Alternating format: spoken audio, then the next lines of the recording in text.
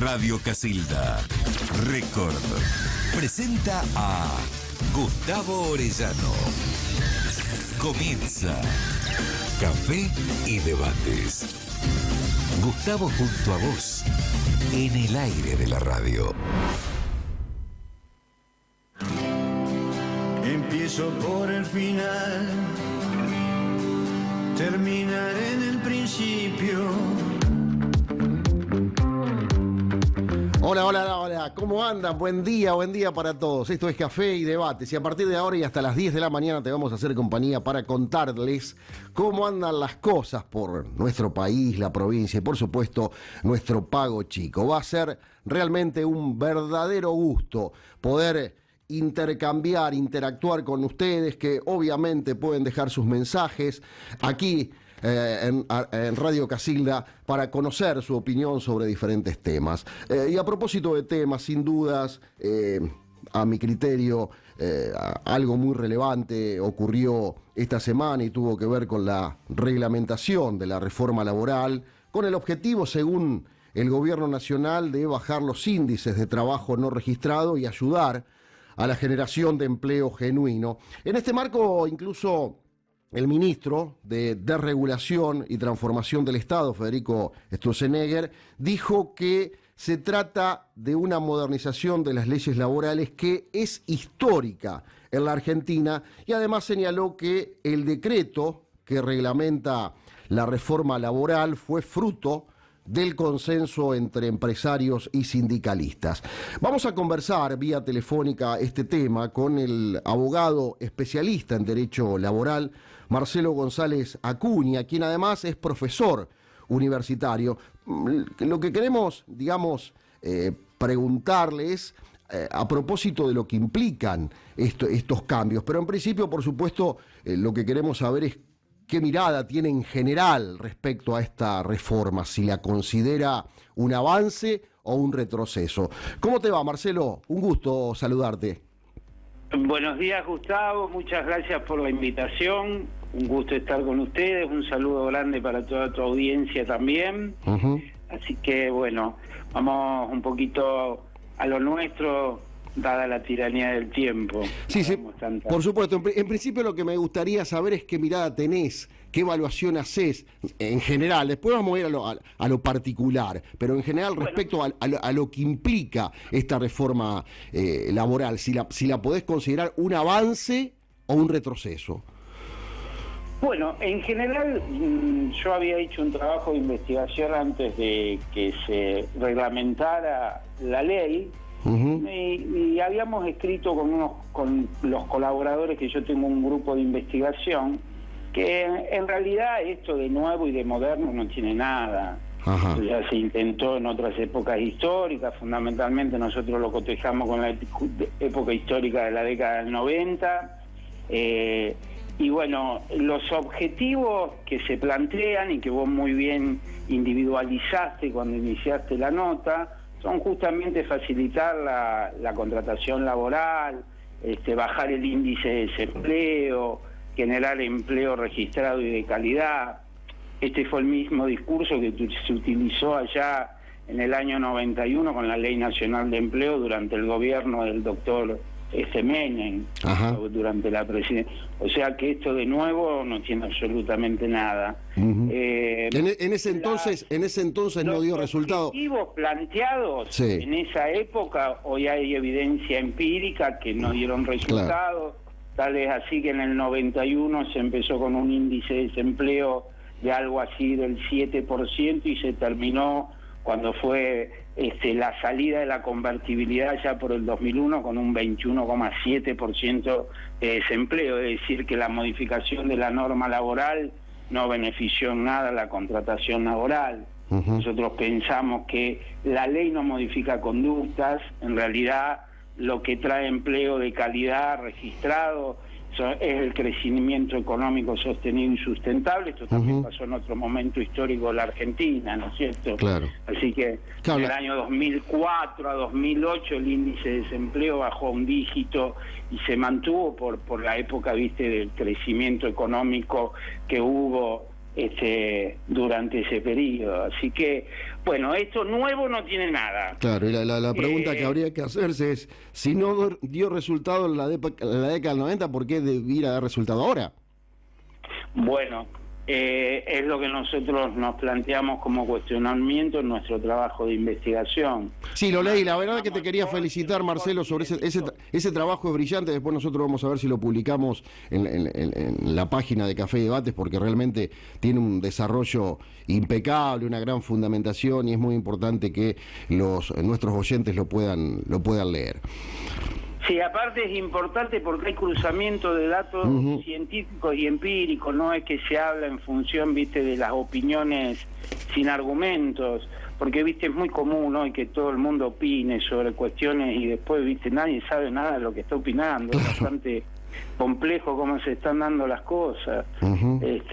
Si me das un segundito te cuento, estuve viendo, viste, en los portales cómo están presentando la información de la reglamentación del decreto y realmente causa escozor la desinformación, ¿viste? Cuando se habla de que tenemos una democracia de baja intensidad, justamente uno de los motivos es porque la información está tergiversada. Entonces el ciudadano no va a la urna y vota con conciencia de lo que vota, porque realmente todas estas cosas perjudican las calidades democráticas, ¿no es cierto?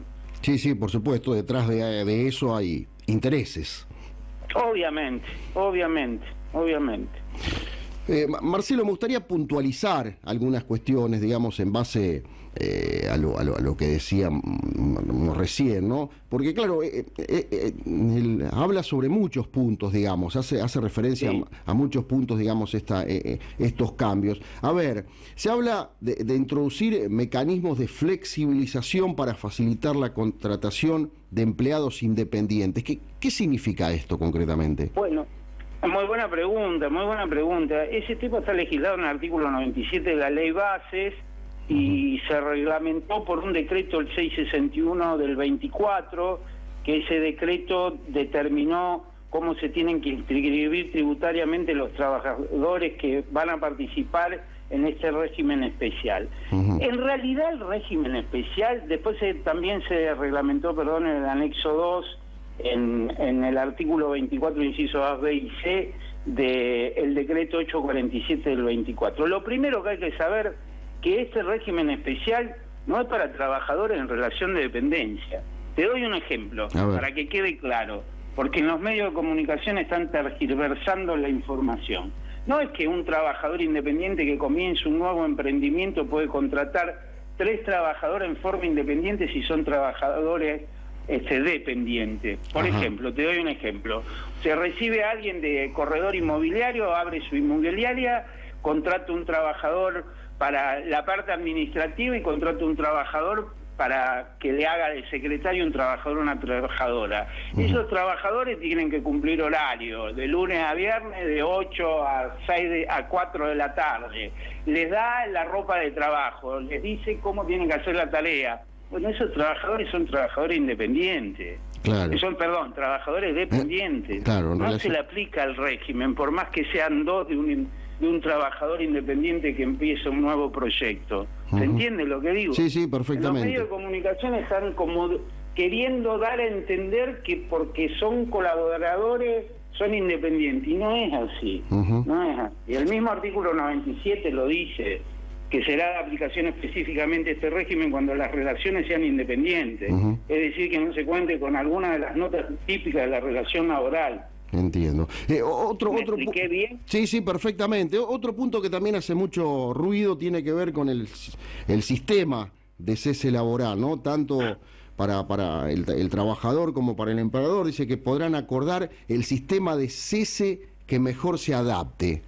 Y obviamente acá es como que se reemplaza a lo que conocemos o se conoce como indemnización. Pero me gustaría que puedas ahondar en este tema para conocer concretamente cuáles son las implicancias en lo concreto, en lo real. Bueno, voy a tratar de sintetizar un tema que es largo y complejo. Porque lo primero que voy a decir es para tranquilidad por lo menos de los trabajadores dependientes, Sí. que este fondo de cese no está vigente.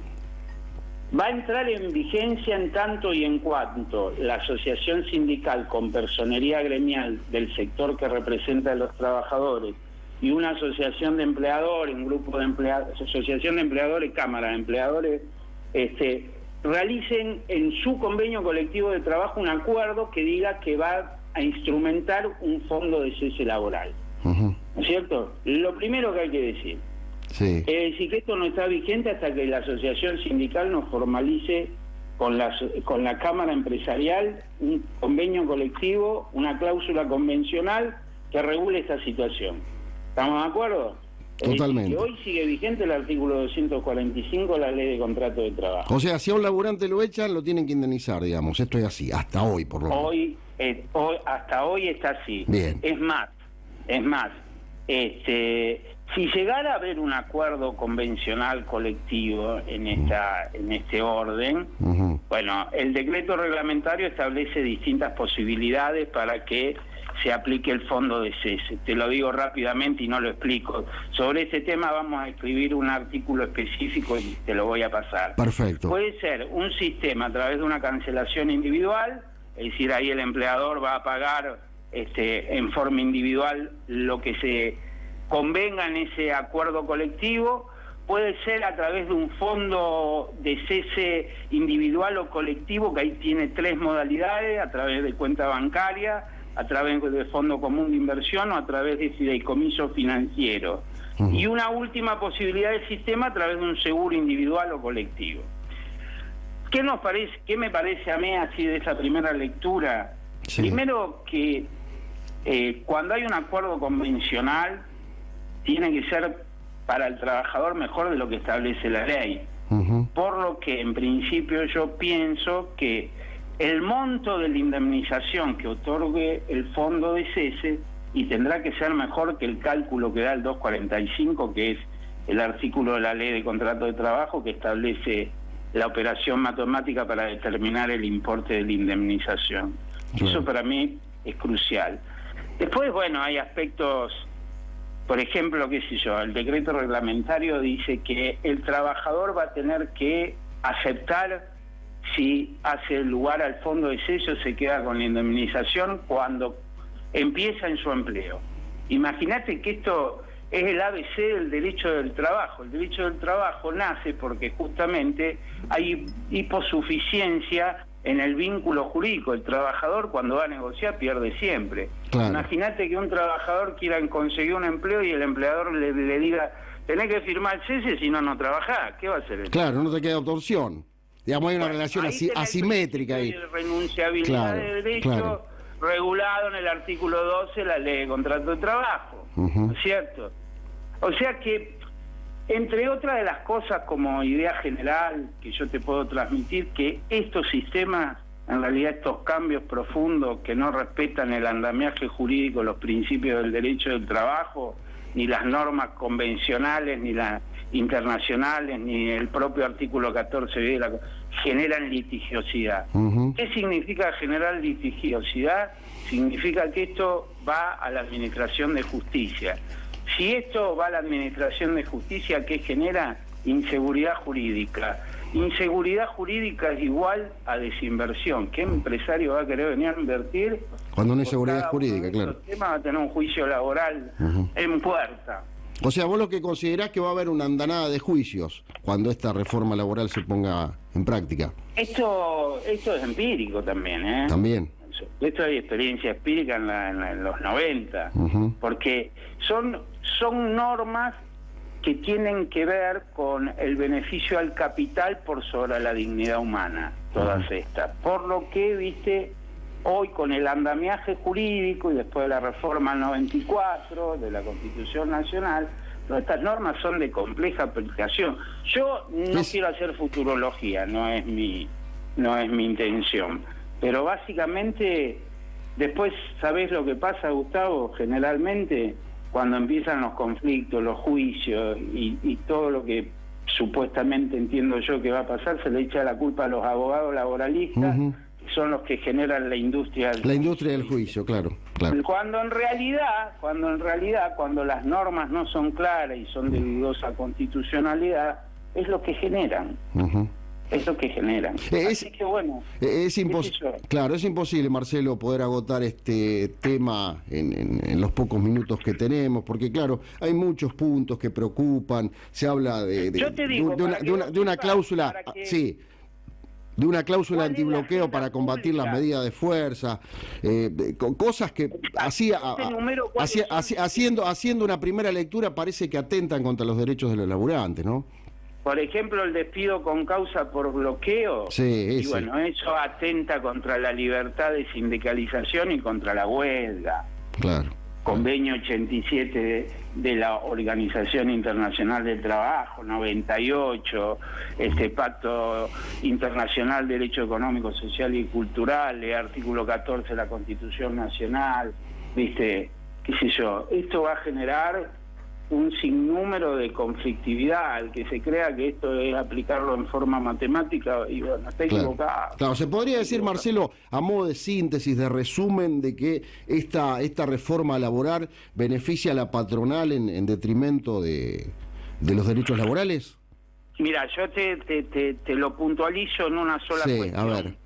El tema del fondo de desempleo lo que hace es precarizar el trabajo, porque imagínate vos que una de las funciones que tiene la indemnización por antigüedad, que está bastante reducida hoy, es que la finalidad es persuasiva para el empleador, es decir, que tenga en cuenta que si va a despedir a un trabajador le va a salir caro.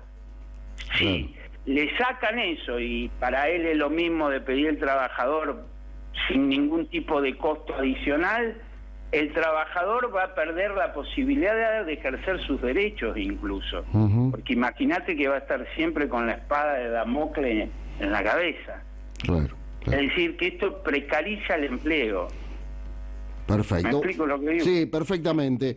Sería bueno que te puedas acercar en algún momento aquí a nuestro programa y obviamente vamos a tener más tiempo para poder desarrollar este tema que interesa y mucho a toda la sociedad. Te agradezco profundamente este contacto y por supuesto te deseo un muy buen fin de semana. Gracias, Gustavo, estoy a disposición. Muchas gracias de nuevo por la invitación y saludos a la audiencia. Muchísimas gracias, Marcelo.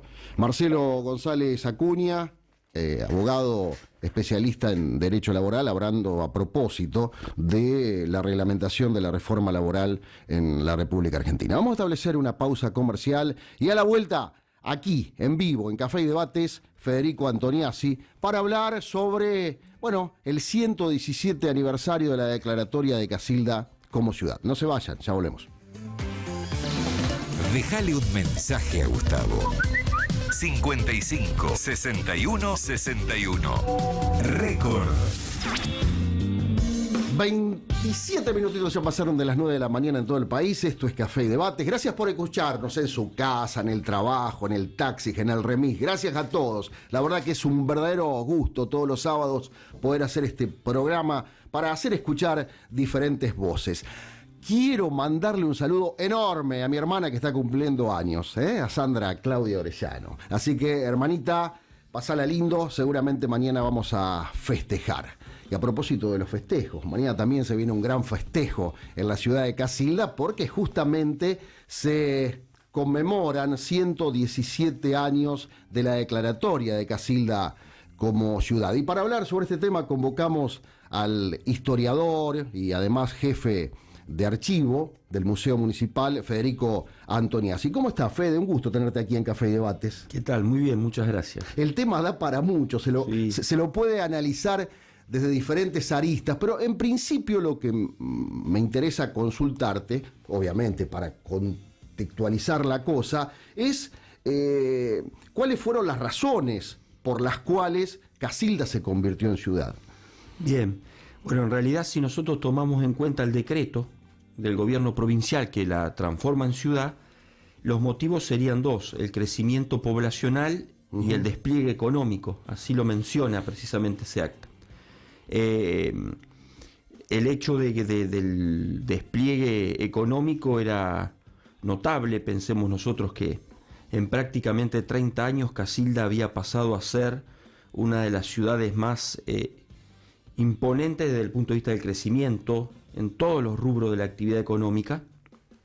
Y desde el punto de vista poblacional, un censo que se levanta a comienzos del año 1907 establece que se había llegado al número de 10.052 habitantes, incorporando Casilda y Nueva Roma, que había nacido como pueblo aparte y se fue absorbiendo. Claro. Entonces estaban dadas las condiciones que la legislación provincial establecía para el cambio de categoría de una ciudad. Ajá. O sea, de una villa a una ciudad. Que aún sigue vigente eso, ¿no? Para ser ciudad tenés que tener 10.000 habitantes. 10.000 habitantes, exactamente. Sí, con el correr de las décadas se fueron tomando otros elementos, como, como algunos de carácter simbólico, de la presencia histórica de cierta comunidad, pero bueno, generalmente la legislación establecía lo de los 10.000 habitantes. ¿Cómo estaba compuesta esa población casildense de hace 117 años atrás? Bueno, en realidad Casilda estaba en un proceso de diversificación social bastante importante. Es decir, Casilda nace como una colonia agrícola, por lo tanto, prácticamente como dice el himno, la gran mayoría de la población inicial eran agricultores, o sea, colonos que podían ser propietarios o arrendatarios, y artesanos, muchos de ellos inclusive cumpliendo la doble función. Es decir, muchos de los primeros habitantes eran colonos, agricultores al mismo tiempo que artesanos de algún tipo de rubro vinculado a taller de herrería, carpintería, ¿sí? algún rubro semi-industrial, como diríamos. Pero sobre todo a partir de la década de 1880, con la instalación del ferrocarril, la expansión que va a vivir Casilda, empiezan a aparecer rubros nuevos, sobre todo de la actividad comercial e industrial, y entonces empieza a generarse un empresariado que en cierta manera toma los resortes de la ciudad, tanto desde el punto de vista económico como político, y despegado de eso, cada vez es más grande el conjunto de los trabajadores, sobre todo braceros, peones, jornaleros, que llegaban a Casilda, sobre todo muchos desde Europa, pero también desde el interior del país, llegaban a trabajar en la cosecha, muchos como trabajadores estacionales, aprovechando el circuito del ferrocarril, y muchos que después se instalaban, quedaban acá, trabajaban en la cosecha en los distintos distritos de la región, pero se instalaban en Casilda. O sea que es una sociedad que se va diversificando, se va complejizando. Ya en 1907... Pero se podría decir, digamos, que eso en alguna medida fue el gen del perfil agromecánico, metalmecánico que hoy día tiene la ciudad de Casilda. Se va construyendo de a poco. Es decir, en 1907 era una ciudad todavía agrícola. Claro. ¿Sí? Con una fuerte impronta comercial que estaba surgiendo, sobre todo porque era una ciudad que al crecer necesitaba satisfacer demandas diferentes.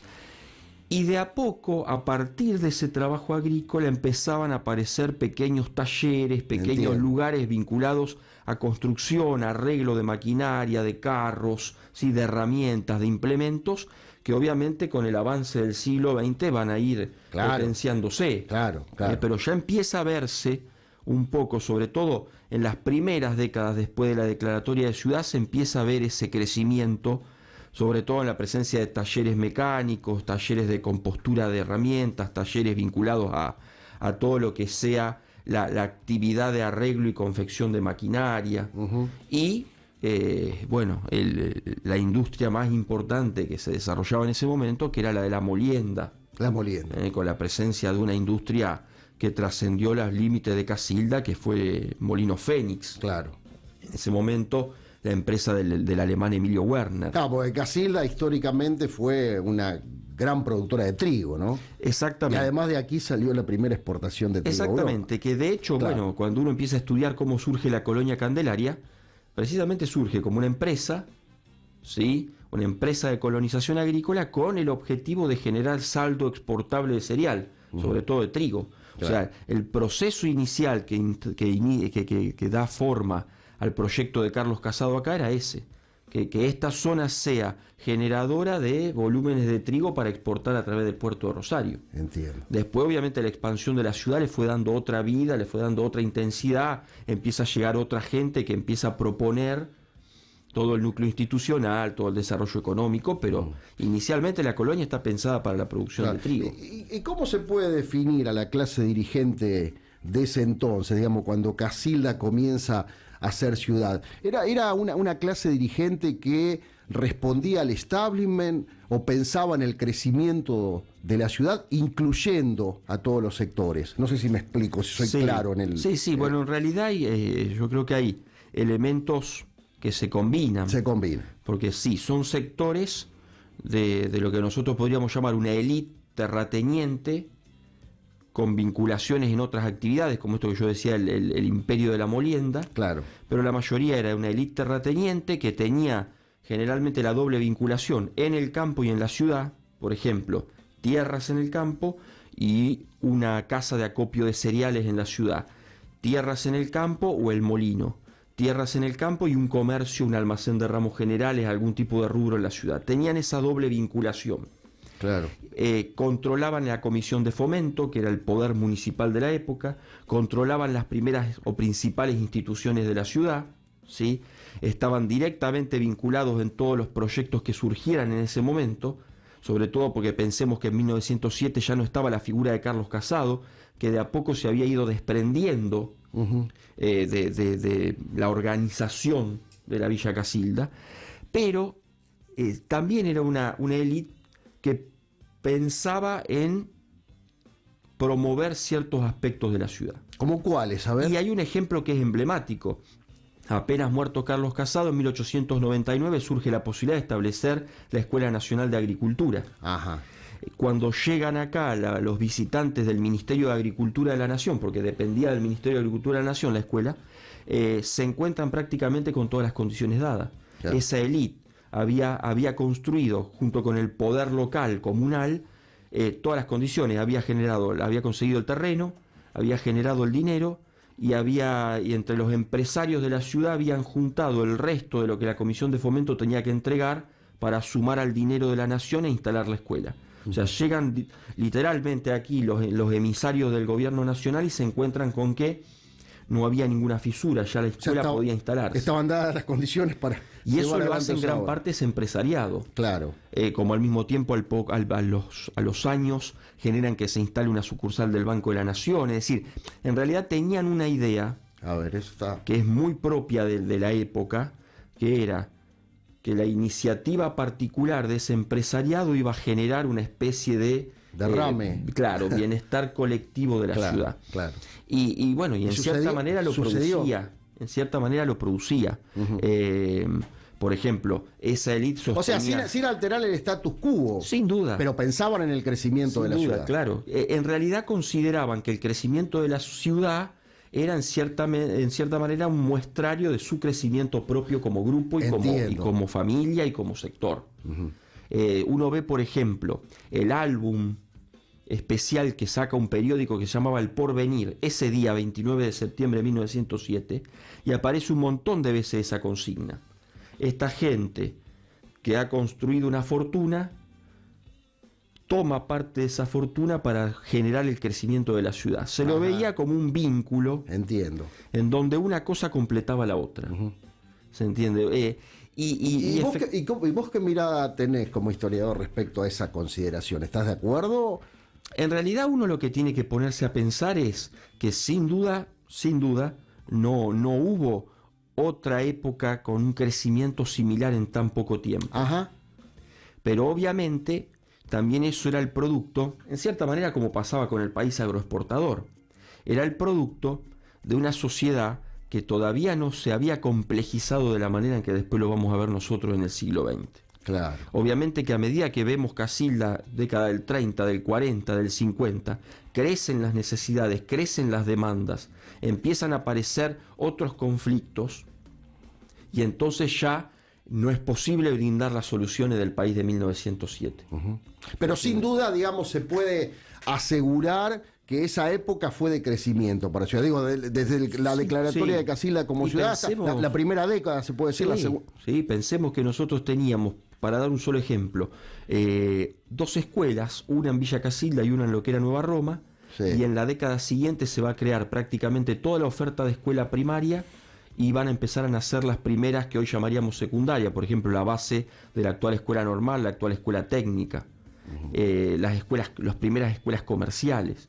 Es decir, solamente estoy dando un aspecto, que es el educativo. Va a crecer la ciudad, pero en otros ámbitos. Quizás si en las primeras décadas se pensaba más que nada en el desarrollo económico, material, la declaratoria de ciudad va a impulsar a muchos sectores, no necesariamente vinculados a la élite, a empezar a crear nuevas instituciones, a empezar a crear escuelas, a empezar a crear clubes, asociaciones intermedias, espacios vinculados al cine, al teatro. Es una gran época de expansión del desarrollo cultural, la de 1910, la de 1920, 1930. Claro, fueron distintas etapas. Claro, con la presencia muy fuerte de lo que hoy llamaríamos los sectores medios. Los sectores medios. La complejización de la ciudad, la diversificación de los rubros y las actividades económicas le van a dar lugar a esos nuevos sectores que quieren empezar a participar en el entramado cultural de la ciudad. O sea, y político, me imagino, no solamente cultural. Y político, bueno. ¿Cuándo se da ese quiebre? Y desde el punto de vista político... Digamos que ya, la élite pierde fuerza. Y en realidad uno gobierno. tiene que pensar que en 1907, desde el punto de vista político, es clave. ¿Por qué? Porque al lograr la autonomía comunal, Casilda, que lo que se celebra mañana es eso, claro. Logra la autonomía comunal, el intendente municipal, que es el nuevo cargo, digamos, el Poder Ejecutivo, es elegido por el gobernador de la provincia, pero el vecindario de Casilda, no todo, sino el vecindario que demostraba que podía pagar impuestos, o sea, los propietarios, que no eran mucha gente, los propietarios podían elegir a los 5 miembros del Consejo Deliberante. Inicialmente se elegía por mayoría completa, o sea, lista única completa. Claro. La que ganaba la elección metía a los 5 concejales. Después aparece en la década del 10 el concejal de la minoría o la representación electoral. Ahí ya la política cambia para siempre. Claro. Porque ahí nace, sobre todo cuando en 1909 ya se presenta acá por primera vez la Liga del Sur, que es lo que después va a ser el partido de Lisandro de la Torre.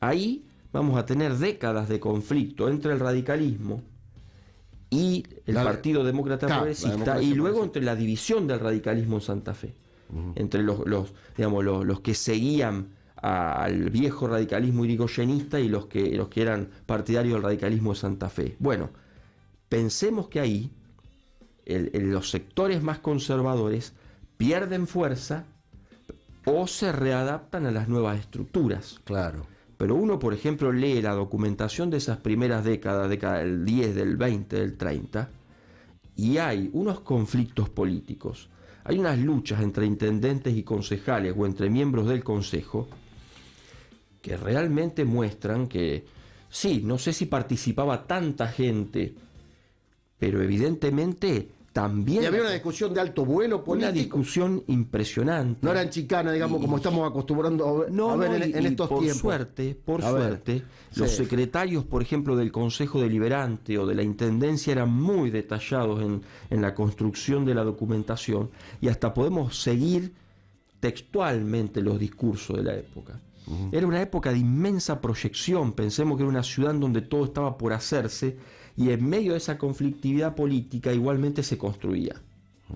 Yo creo que es muy importante esto que estamos diciendo, porque a veces nosotros tenemos la idea de que en 1907 fue la unión de todas las fuerzas para que Casilda fuese ciudad. No fue así. Lo fue y no. Y no, claro. La ciudad se hizo ciudad en medio de los conflictos que existen en todas las épocas, ¿se entiende?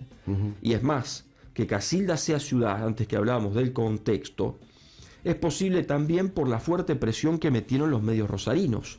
Porque que Casilda sea ciudad era meter una nueva ciudad en el sur santafesino en medio del conflicto que Rosario tenía con el centro de la provincia, representado por la capital. Claro. O sea, no dejemos de pensar y de reflexionar que el acto de que Casilda sea ciudad se da en el marco de una conflictividad política y social, que no es que tenemos que barrerla abajo de la alfombra cuando contamos la historia, sino que al contrario. Claro, hay que reivindicar en todo caso. Parte del proceso de crecimiento y de la historia propia que tuvo la ciudad. Ese conflicto estuvo presente en todo momento y Y fue un conflicto generador de gran cantidad de proyectos y de gran cantidad de cosas que le permitieron crecer a la ciudad. Entiendo. Y digamos, desde el advenimiento, vamos a lo más actual, que por ahí es interesante el relato que están haciendo, pero claro, tenemos poco tiempo y es imposible, digamos, agotar, hablar sobre hechos puntuales a lo largo de 117 años. Pero me gustaría que reflexiones a propósito desde el advenimiento democrático del 83 hasta acá. Digamos que, bueno, es una época que lo que tenemos 50 y pico de años hemos vivido, un poco más jóvenes también. Sí. ¿Cuál crees que fue el momento de mayor crecimiento de la ciudad? Bueno, acá, por ejemplo, hubo un proceso de expansión muy grande que sería finales de la década del 80, comienzo de los 90. Uh-huh.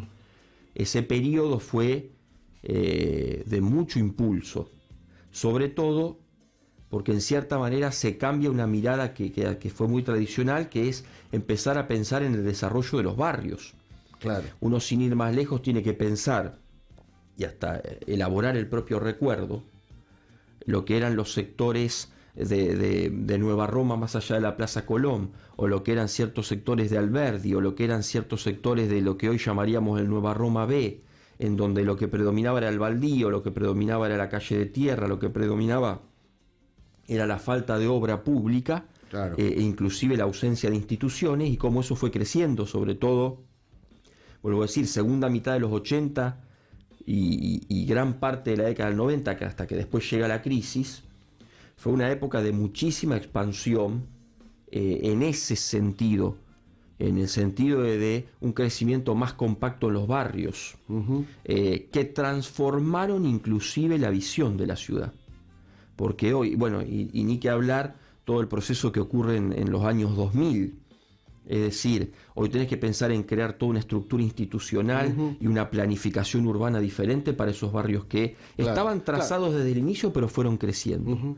Y acá también esto nos sirve muchísimo, la historia creo que es un gran desafío a tener en cuenta. La ciudad de Casilda actual, con toda esta impronta de crecimiento, ya no es la ciudad de los labradores y los artesanos del 1900. Ha cambiado absolutamente su perfil. Inclusive esa idea de pensar en las familias actuales teniendo solamente un origen en aquellos primeros pobladores inmigrantes no existe más. Claro. Hay múltiples Casilda, ¿sí?, que es necesario integrar, uh-huh. que es necesario pensar en conjunto. Y por eso creo que es muy importante y una tarea que intentamos llevar adelante, la de releer y complejizar cada vez más ese proceso histórico.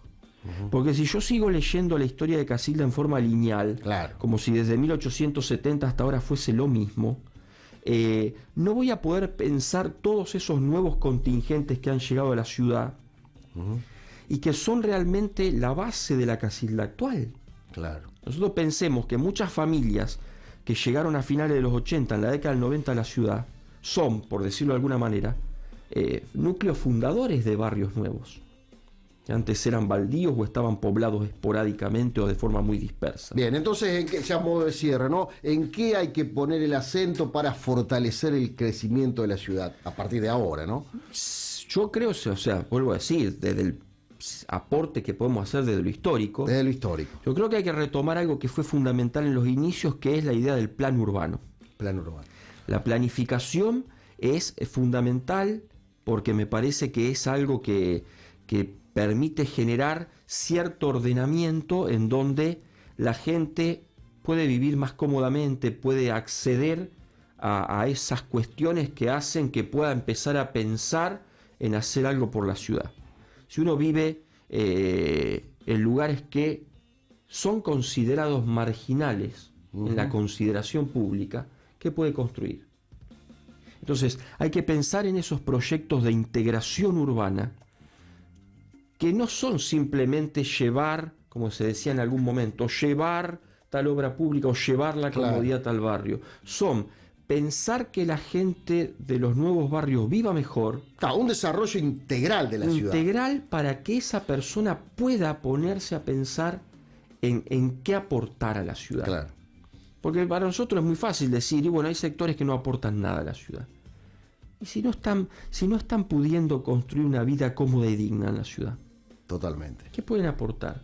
Estos primeros inmigrantes, estos colonos, construían su marco institucional, construían sus proyectos, porque llegaban, se instalaban, podían empezar a trabajar, tenían una cobertura de protecciones que hacían que en muy pocos años pudiesen verse integrados a esa comunidad. Es, digamos, como que el Estado municipal hoy tiene que generar condiciones para que esos sectores que en alguna medida están excluidos se puedan integrar, se sientan verdaderamente, o sean tratados verdaderamente como ciudadanos. Sin en duda. Todo caso. Y yo diría más, Casilda fue siempre el producto de una integración de 3 niveles: el Estado municipal, la iniciativa privada y algo que se nos está perdiendo mucho, que es la iniciativa comunitaria. El vecino uniéndose para crear cosas que a veces el Estado municipal no llegaba, no podía, no quería. Esos 3 niveles los tenemos que recuperar, me parece, como proyecto de ciudad: lo público, lo privado y lo comunitario. Acá nosotros hemos tenido un empresariado que fue fundamental en gran parte de los proyectos de la ciudad. Hemos tenido muy fuertes gobiernos municipales que encararon con mirada integral la ciudad. Y hemos tenido proyectos comunitarios de vecinos que decían: quiero vivir mejor. Esos 3 niveles los podemos ver a lo largo, o sea, uno puede recorrer los documentos de la historia de Casilda y encontrar esos 3 niveles. No podemos pensar que uno expulsa al otro, o uno elimina a otro, o uno reemplaza al otro. No sobra nadie. Pero sin duda. Claro. Y de esa manera puedo pensar en el verdadero proyecto que creo que yo particularmente creo que es el gran desafío de este siglo XXI, que es un poco lo que vos has dicho. No podemos tener gente a la que consideremos ciudadano de segunda. No podemos tener gente a la que no consideremos ciudadano. Fede, gracias por haber estado aquí en Café Debate. Ha sido un verdadero gusto escucharte y fundamentalmente agradezco el aporte que has hecho en vísperas, de un nuevo aniversario de la declaratoria de Casilda como ciudad. No, por favor, muchísimas gracias a ustedes por el espacio. Pausa comercial, ¿te parece, Emi? Vamos a una pausa.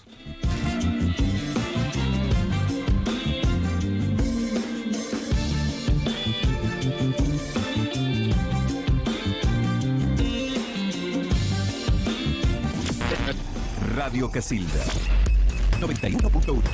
Las 24 horas, la mejor compañía. Bien, ya estamos prácticamente en el final de Café y Debates. A modo de cierre vamos a escuchar al intendente de la ciudad de Casilda, Guillermo Francella, porque obviamente es fundamental su palabra, su mensaje en el marco de un nuevo aniversario de la declaratoria de Casilda como ciudad. Estuvimos conversando ayer con el intendente luego de una conferencia de prensa que brindó en el Salón de los Intendentes para dar cuenta de las distintas actividades que se van a desarrollar mañana y que tendrán como escenario la Plaza de los Mástiles, justamente, para evocar este día tan caro al sentimiento de todos los casildenses. Sí, la verdad que yo pienso que va a venir mucha gente. Aparte, estábamos viendo que los pronósticos son buenos, que va a ser un día de calor, así que va a ser todo disfrute.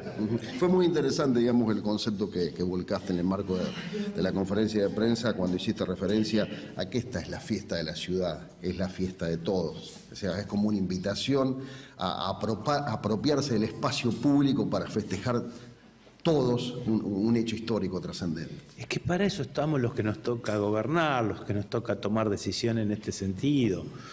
No solamente para tener que recibir las quejas de arreglar los pozos, las calles, gestionar, recortar los yuyitos, hacer todo que lo vamos haciendo, y siempre sigo agradeciéndole a los vecinos que la disposición, que tienen de enviarnos los mensajes y las quejas y los requerimientos. Esto es parte también de la ciudad, la diversión es parte de la ciudad, sobre todo en un momento de tanto quiebre, donde, como dije antes, la estamos pasando mal. A ver, hay mucha gente humilde, los índices de pobreza son aterradores, y esto da acceso a mucha gente, por lo menos, a ver un espectáculo, porque ni siquiera tienen que comprar en el buffet si no pueden, pero claro, se pueden traer una gaseosa de la casa, se pueden traer el mate, se pueden traer los bizcochitos, las sillitas, o sea, hacer algo para todo, o sea, inclusivo, que sea inclusivo en el buen sentido, digamos que le dé la posibilidad a todo el mundo de estar presente. Esa es un poco la idea. ¿Sorprendió, digamos, el acompañamiento de las instituciones, de las empresas, para que esta fiesta sea un éxito? Te pregunto si te sorprendió, digamos. Mirá, no me sorprende. ¿Sabés por qué? Porque estamos teniendo mucho diálogo con la gente. Con todas las empresas que acompañan, yo creo que es una demostración de confianza, una demostración de lo que estamos tratando de llevar como gestión desde el primer día, de una gestión inclusiva y donde todo el mundo pueda participar, que empiecen a pensar que hay otra forma de gobernar, que una forma diferente probablemente a la política vieja, como digo yo, que alguien que viene por ahí, que no viene de la política clásica de la ciudad, tenga ideas diferentes y proponga cosas diferentes para hacer. Y a la gente le gusta también eso, ¿viste? Porque aparte van viendo que vamos cumpliendo los objetivos, o sea, vamos demostrando con el paso del tiempo que se van cumpliendo los objetivos que empezamos a proponer que yo en lo personal empecé a proponer del primer día. Claro, bueno, justamente quería preguntarte, ¿en alguna medida este acontecimiento se puede convertir en el escenario ideal para renovar tu contrato electoral con la sociedad? No, eso, negro, la verdad no me interesa, o sea, yo estoy en plena misión. Está hoy, bien. ¿Me entendés? Entonces, no hay un contrato electoral, qué sé yo, quiero devolver Yo lo planteo en esos términos. Mirá, porque, digamos, la sociedad te acompañó con el voto a instancias de una propuesta política. Por eso hablaba de renovar. Bueno, ponele que está bien, sí, está bueno lo que decís, pero quiero decir, yo tengo que honrar a esa gente que confió en mí. ¿Cuál es la forma de honrarla? Hacer lo que dije que iba a hacer. Y estoy haciendo lo que dije que iba a hacer, acá no hay nada raro. O sea, nadie se sorprende de que ahora le diga, che, en el terreno de la peatonal va a haber un emprendimiento. Porque lo planteé, porque era una inquietud. Nadie se sorprende que ahora empiecen a haber luces nuevas. Era un requerimiento, era algo que yo dije que iba a tratar de mejorar. Nuevas cámaras, ya está funcionando un domo nuevo en la esquina de Casado y Irigoyen. Casado y Dante, donde está la panadería. Hay un domo nuevo inteligente trabajando en la Plaza de los Juegos, que está en vías de terminarse todo el proceso de arreglar la plaza. Bueno, estamos trabajando. Esto no es nada. Hay mucho trabajo que no se ve. Lo que estamos trabajando en caminos rurales, en los barrios, mucho trabajo que no se ve. Vos te mostré una vez, tengo montones de fotos de cómo trabajamos en forma diaria con la gente de Corralón. Y esto es parte también, vos fijate la disposición que tuvo la gente de Corralón, están todos pendientes de venir a arreglar la plaza, che, que esté todo lindo, que esté todo perfecto, que estén las florcitas, que las ramas despejen un poco la visión para que la gente pueda ver el espectáculo, que sea una fiesta real y donde se involucran todos. Pero a veces, ¿sabes qué? ¿Sabes qué lo bueno de esto? Es que es contagioso. No solo se contagia lo feo. Cuando vos tenés posibilidad de contagiar lo lindo, también es contagioso, ¿eh? Así que ahí es donde vamos, ahí es donde apuntamos. Vamos a contagiar con lo lindo también. Bien, ya a modo de cierre, tu mensaje a la sociedad en este día especial. Honremos la ciudad, el cumpleaños, ¿viste? A la mayoría de las personas nos gusta festejar el cumpleaños. Algunos no, yo ya no lo quiero festejar más, pero no importa. No es por no festejarlo, sino por no cumplir años, por no entender que... Pero la ciudad va a cumplir años eternamente, nosotros no. Entonces festejémosle cada vez que podemos un cumpleaños a la ciudad. Esto se había un poquito perdido, la fiesta de la miel estaba perdida. Si nosotros no armamos esta contingencia, decir, che, los invitamos a que la hagamos juntos, porque, digamos, el esfuerzo que hace la municipalidad para hacer este evento, que es grande, amerita decirle, che, ustedes no tenemos posibilidad, y el club no tiene posibilidad de armar una fiesta de ese nivel hoy. La tuvo años atrás, en otros momentos, hoy no se puede. Por eso dijiste, en la conferencia de prensa se alinearon los planetas. Sí, sumemos esfuerzo, loco, y mirá. además, digamos que esto también se da en el marco del 25º aniversario del hermanamiento de Casilda. Claro, ¿no? Ahí está. Localidad donde nació el fundador. ¿Viste cuando te digo se alinearon los planetas? Y hoy se alinearon los planetas.